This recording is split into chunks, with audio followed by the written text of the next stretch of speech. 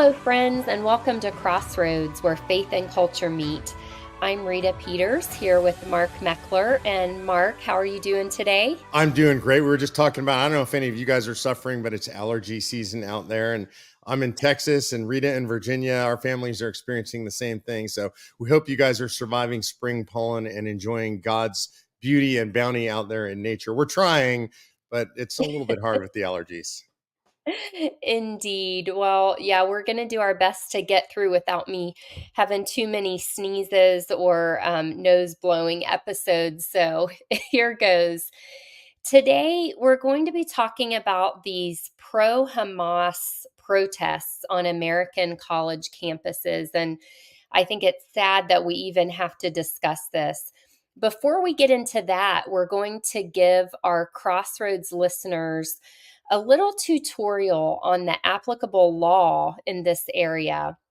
And that's something that Mark and I were discussing yesterday. We don't think the mainstream media does a great job of helping you all understand some of the nuances of how and when the law applies. We just hear people shout, First Amendment, and we think, oh, well, there's nothing we can do about any of this. But that's not quite the way it is. So we're going to talk about that.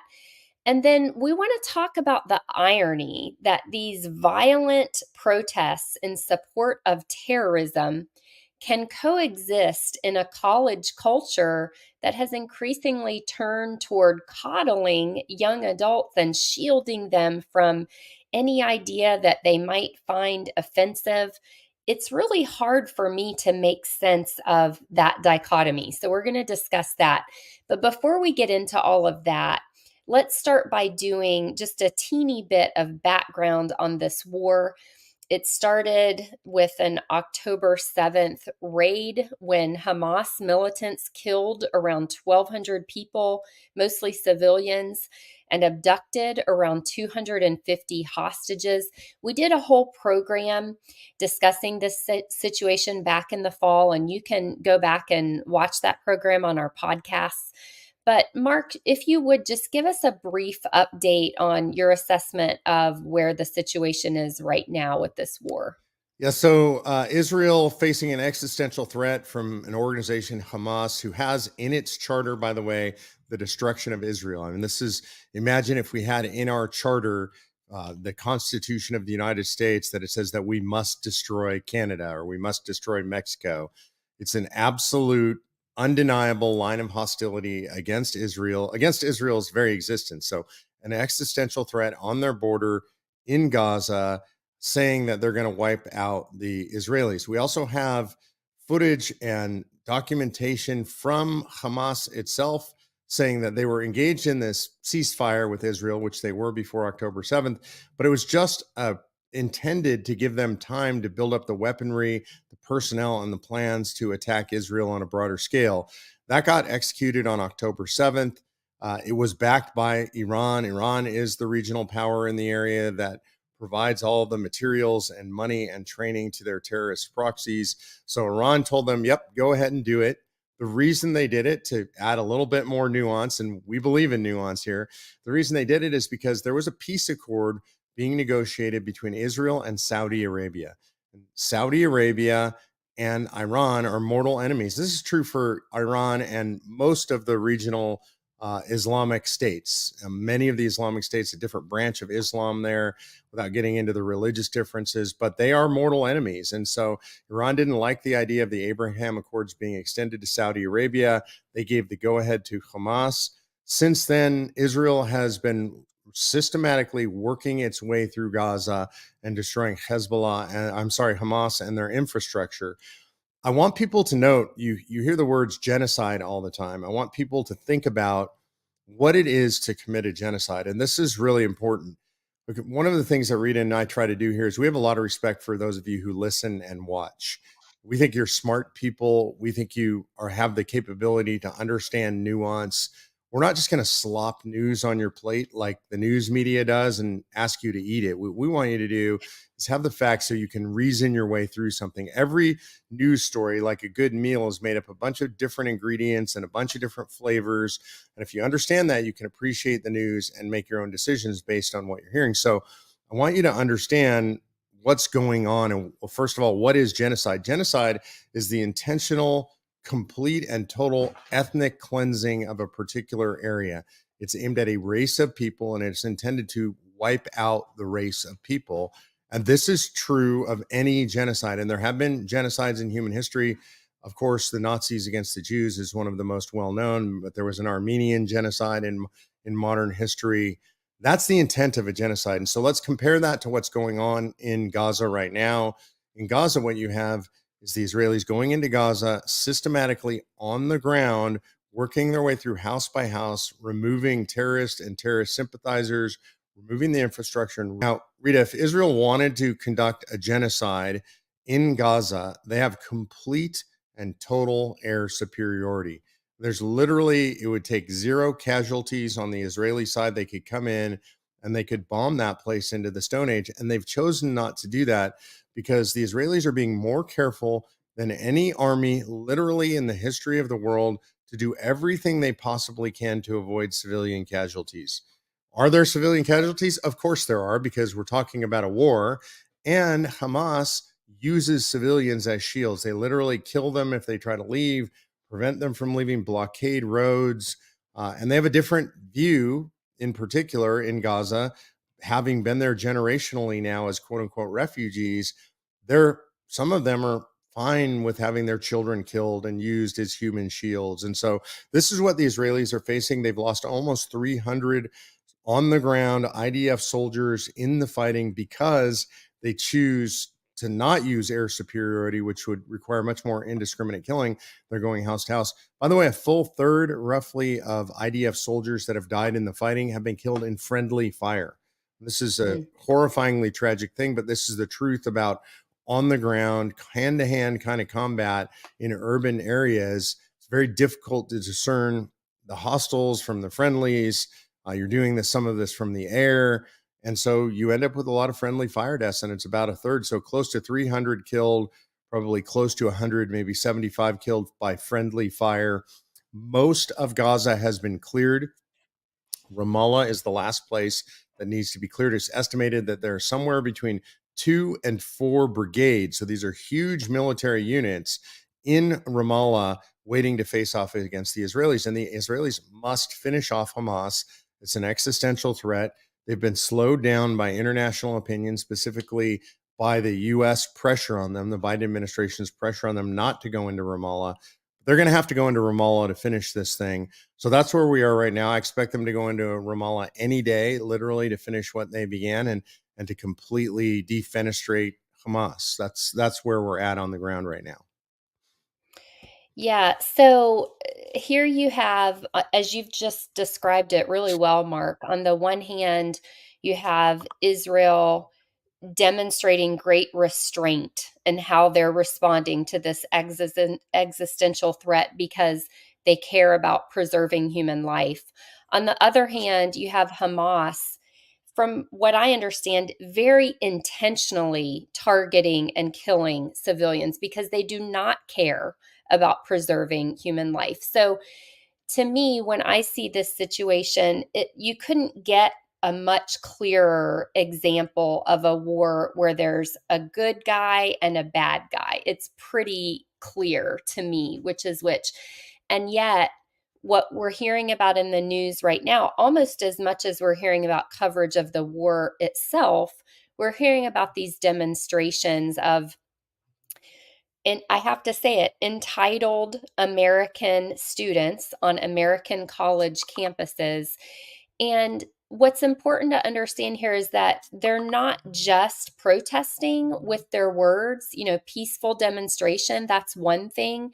That's not largely what we're talking about here today. We're talking about these students who are pitching tents and making encampments at Columbia University, Harvard, University of Texas, University of Michigan, Southern California. There's a whole list of all of the universities where this is happening.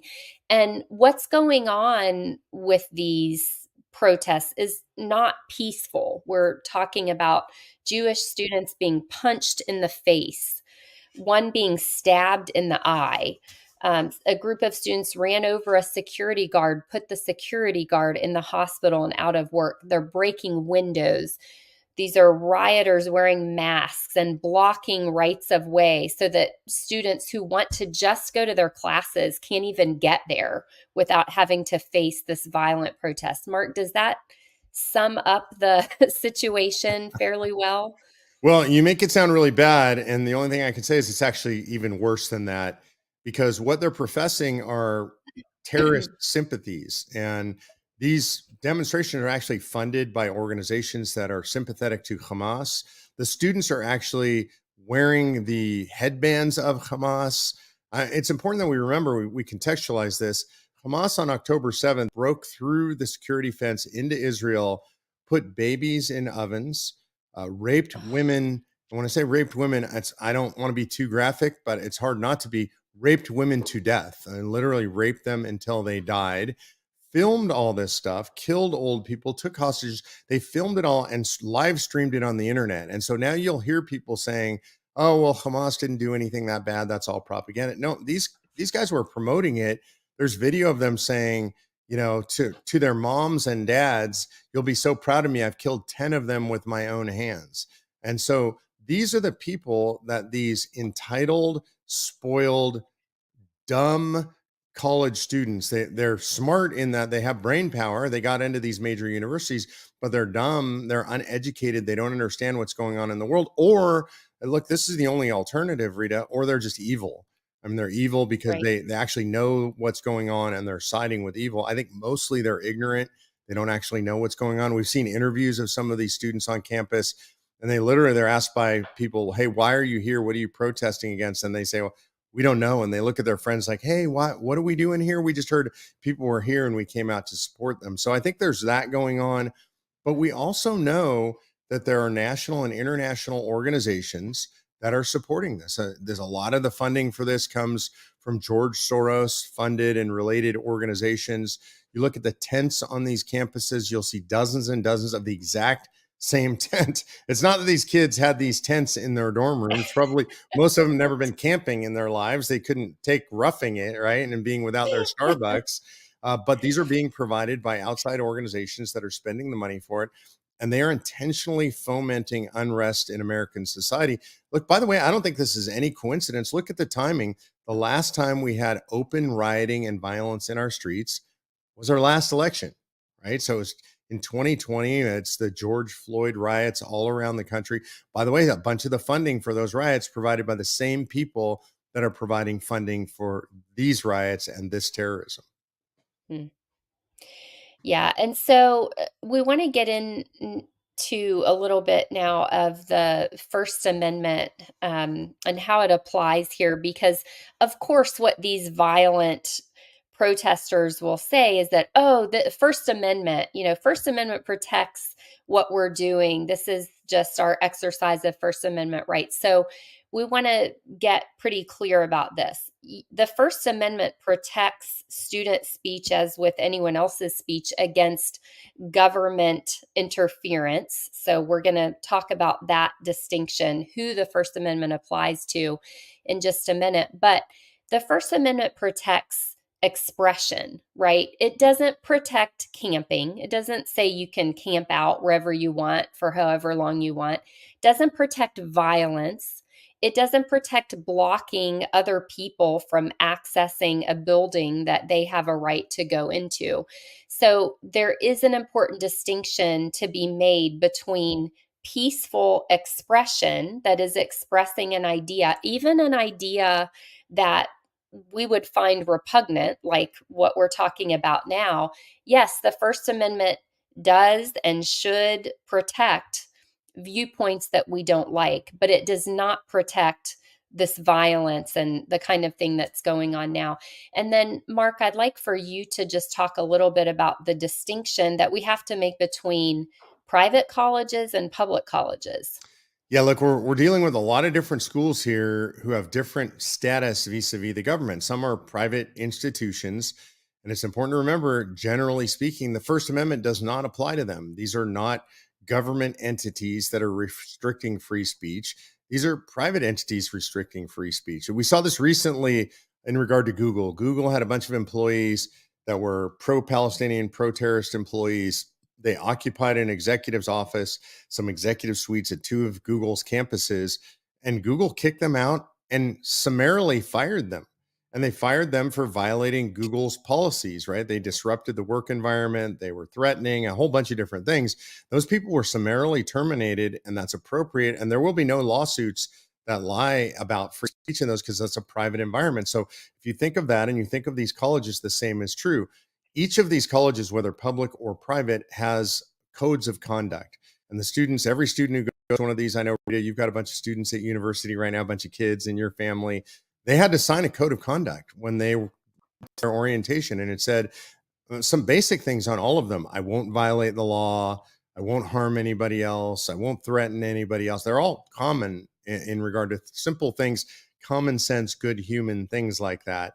And these kids are violating those codes of conduct. So on a private campus where there's no First Amendment protection per se, the university can remove them for anything. They can have standard time, place, manner restrictions, and they can be very restrictive, and they can remove students. They can stop students from speaking under very broad circumstances. At public institutions, say UCLA or NYU, look, those are government entities. And so the restrictions on what a university can stop a student from doing are much more limited. They have absolute, I shouldn't say absolute, but they have First Amendment protections. They still have to follow the student codes of conduct, but they have First Amendment protection that is much more broad. But there's an interesting nuance here, Rita. I don't know if you want to go into this. There's something called Title VI of the Civil Rights Act, and it protects students on campus from being harassed. And so there's some area of conflict or gray area here where that comes into conflict potentially with the First Amendment. Yeah, so at a public university, so even at a public university where the First Amendment does fully apply, even a public university can impose reasonable time, place, and manner restrictions, is what they're referred to in First Amendment law, as long as those are viewpoint neutral. So the big no-no with the First Amendment is you can't have a government entity like a public university saying, well, we'll allow a pro-Israel demonstration, but not a pro-Hamas demonstration. Cannot do that. But they can absolutely say, well, you can't protest right outside this classroom while the class is going on. Or they can say, you can't block the sidewalk, because those have nothing to do with either the content or the viewpoint of the speech. Those are just regulations designed to make sure that the college can fulfill its purpose in educating the students who are paying to be there for education. And then, yeah, the Title VI is a really important consideration too, Mark. And I will add that Title VI does have some application even to private universities if they are receiving any sort of federal funding. And that would include like federal student loan money, any sort of federal student aid. And Title VI does require those organizations to provide an educational atmosphere that's free from harassment on the basis of race, color, or national origin. And Mark, I don't know what you've heard, but I am hearing lots of examples of Jewish students really being harassed as part of these protests. Is that what you're hearing as well? Yeah, I've seen a lot of video of it. I was watching video yesterday from UCLA and Jewish students trying to go to class and being prevented, physically blocked from going to class by students wearing masks and Palestinian garb, what are called keffiyehs, which are these Palestinian scarves, and really just serious harassment. There's a sort of funny one from Columbia. Columbia put out a list of things that their students needed. The students who were holding these campus areas hostage, so to speak, who had taken over, and they said they didn't want any bagels when people sent in food. Like, not anti-Semitic at all, right? Bagels aren't even from Israel; they're from Eastern European Jews invented the bagel. I mean, just so it is intentional racial harassment, and racial harassment specifically, any discrimination on the basis of race or religion or ethnicity or gender is prohibited by Title VI. So these schools are in violation of Title VI if they're allowing this to happen. And it's up to the Biden administration. The Biden administration Department of Education could immediately rescind funding to all of these universities. It goes even deeper than what you described. It goes into research grants and things like that. And they've acknowledged they could do that. They're not doing that. They should do that. That's a tool the federal government should use to stop this on campus harassment. Yeah, let's go into that for a minute, Mark. Do you think that by and large the college administrators are doing the right things? Are they addressing this the right way? Are they messaging to their students the right way? And are they enforcing their policies the way they should? What are your thoughts on that? Okay, I think it varies from campus to campus, and interestingly, it varies politically. So when you look at the blue states or even some blue cities in red states, mostly in the blue states, these things are spiraling out of control. The administrators are allowing them to happen. If they say anything against them, they're very weak sauce that they're saying against them. Kind of like we think it's good that they're expressing themselves. We hope they remain peaceful, or they're negotiating, quote unquote, with them after these people have taken control over parts of campus and are threatening and harassing other people. So I think they're doing an incredibly poor job in the blue states. And there's a reason for that. These administrators are actually playing what I would call an inside outside game. They believe in the same things that these demonstrators believe, these what I would call terrorists believe. So they really don't want to shut down these protests because they are brothers and sisters in philosophical alignment with these protests, but they understand that they have to say something. And so they make these weak statements. Now, if you look at what happened in Florida, they're not tolerating this. If you look at what happened in Georgia, they're not tolerating this. In Tennessee, not tolerating this. At University of Texas at Austin, near where I live, not tolerating this. And so these protests, these terrorist events don't get as out of control as they do at places like UCLA. And even UCLA last night, by the way, as we're recording this, the police went in and force shut down the encampment. It had become very violent. They had barricaded themselves in. So I think it is a regional difference based on politics and ideology, I have to say. And do you think so in places like California or wherever the police actually do go in and shut down the encampments and sort of disband everyone, do you think any criminal charges will be pressed upon the students there? Or do you think they're just going to get a slap on the wrist? Well, I think what we're seeing all over, and this is in blue states as well as red, is criminal charges get pressed, at least on the core group or the people who are unlucky enough to get caught in those places. The criminal charges get pressed, and then what you have is radical leftist DAs in a lot of these places. This includes, by the way, in Austin, Texas, a good red state, but a blue city in a red state. And what happens is the charges get brought, and then the DAs drop all the charges. And that happened here in Texas with the protesters that got removed from University of Texas Austin. I expect to see the same thing in UCLA.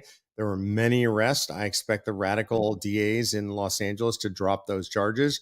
The same is true with Columbia in New York City. New York City, full radical Soros DAs. I expect that those charges will be dropped. I don't think there'll even be a slap on the wrist. I think they just went to jail. Those kids will be back on campus. The campuses themselves say that they're expelling those kids. I believe they will be expelled for about 5 minutes, and they'll be back on campus and emboldened. They'll be heroes among their peers for having been arrested by the man. Yeah, that's really terrible. And I want to talk too about what I think is the elephant in the room, at least for that's the way I see it. And it's what I mentioned at the beginning. It's the irony of these colleges that appear to want to coddle students. There's no other word that captures it. We want to coddle students mostly when it comes to sexual orientation, transgenderism, protecting students from hearing any ideas that are associated with traditional fundamental Christianity, any ideas that a student might consider offensive. The colleges seem to want to do anything they can to protect students from those offensive ideas, and we're talking about these safe spaces in college student unions, places where someone can go if they heard something that offended them, bringing in dogs. And I love dogs, but bringing in dogs for students to pet when they're, feeling upset about an idea that they heard that rubbed them the wrong way. And I've seen a lot of this, Mark, because as you mentioned, I have a gaggle of college students and have recently been doing a lot of college tours. And on the college tours, they're so proud of showing this off. Like it's a big draw for the students to have all these safe spaces. So, how is it that we have that atmosphere on the campus, and yet we have these violent student protests going on with students just being outright bullies to other students? And somehow that's seen as being okay. Can you help us make sense of that? Yeah, I mean, I know on the surface that seems ironic and a contradiction, but I actually think it's perfectly cohesive as an ideology. What we're witnessing is the full blown flowering of totalitarianism on college campuses. We've seen this throughout history. This is the way actual revolutions, violent revolutions begin.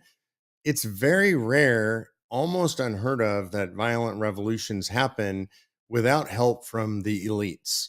And what you end up with is a sort of ruling elite class that is bored and are living meaningless lives. And I put most of the responsibility on this, for this, on the parents of these kids. Rita, as you raised your kids, you gave them a charge. You told them what they were to do and what they were to be in life. And I don't mean that like go be an engineer or a doctor or whatever. I mean, you said go out and live a righteous life, live the life that Christ intended for you, try to live that life as best as you can. Do unto others as you would have them do unto you. You taught them the 10 commandments and a righteous way of living and gave them purpose. And a lot of these kids that are at these colleges, I would say the majority of the kids were given no purpose by their parents. They grew up on video games, on streaming Netflix, and their purpose, as suggested by their parents, is go off to college and find yourself. And there's nothing more hedonistic and self serving, nihilistic than find yourself. If you want to find yourself, look to God. That's where you'll find yourself. Other than that, you're just going to find essentially sin and the devil. And that's what these kids have done. And so, in the university, then, this is very important for folks to understand. If you haven't sent your kids to these places yet, I'm saying don't. What they're going to find is nihilism, hedonism, I would say straight up Satanism. And these kids are falling into that. And the reason that they're so aggressive and so violent about it is because what they're taught is any other way is evil. This is totalitarianism, that you have to shut down free speech of those who disagree with you. And the reason they have to do this, Rita, is because if kids actually listen to the truth will make sense to them. And they'll lose a lot of these kids to the truth. I spoke 2 weeks ago at UC Berkeley, and a lot of people will gasp when they hear that. The kids are smart. The kids are open minded. If you get a chance to talk to them outside of a protest, and when you speak the truth, they actually listen and they learn something. It doesn't mean they always agree with you, but they're open to it. And so that cannot be tolerated at these institutions. So they turn these kids into little self enforcing brown shirts for what the administration and the teachers believe. Yeah. I think you just made such a great point, Mark, and it's relevant for anyone who's a parent or a grandparent or aunt or uncle. And that is how critical it is that we, in an age where, most kids go to public school, they're trained by the public school system, which has really taken out training toward goodness and toward character and toward virtue and what is right. So we now more than ever need to make it a top priority that we are training our kids to love what is good and true and beautiful. And as I think about it, I think that's really the best thing that we can do to prepare our young people to go into these college environments and to be a source of light, to be, truth speakers and peacemakers at the same time. Yeah, look, I think every human being needs a mission. We need something that we're willing to fight and die for in our lives. And if you raise your kids without that mission, I think human beings desire that. We need that, especially, I would say, young men are always looking for a quest. Men look for quests generally, and this is just the nature of mankind. And the question is, what's your quest? What do you instill in your kids that they're supposed to do when they go out there in the world? And again, I'm not talking about what's their career, stuff like that. What are their interests? I'm talking about as a human being, what are they out there standing for? And every human wants to feel like they're standing for something. So if you don't help your kids to understand what's right and good and true and beautiful that they're supposed to be out there standing and fighting for, they will find something to stand and fight for. And if you're not careful about it, they might be standing with the terrorists. Yeah. Mark, we're all out of time, and I think that's a great note to end on. Thanks for your insight today and being with me again for the program. It's always a pleasure. And I just want to thank our listeners and our viewers. We have so much respect for you. And sometimes we dive into difficult and nuanced topics because we believe that you can handle the difficulty, that you're capable of understanding the nuance. And so we're not going to treat you like the standard news media. We're going to sit down with you guys like adults and have the difficult conversations. We thank you guys for responding positively to that. Amen to that. And I want to also thank our generous sponsors at Blue Ridge Chimney Services, Blessings Christian Bookstore, Sunshine Ministries with Christian Radio, Wishing Well Florists and Travel Services, and our friends at New Beginnings Church and Garber's Church of the Brethren in Harrisonburg. Thanks everyone for listening. And if you'd like to make a donation to help keep Crossroads on the air, you can do so by check to Crossroads at P.O. Box 881, Harrisonburg, Virginia 22803. I'm Rita Peters with Mark Meckler, inviting you to join us again next week for Crossroads, where faith and culture meet.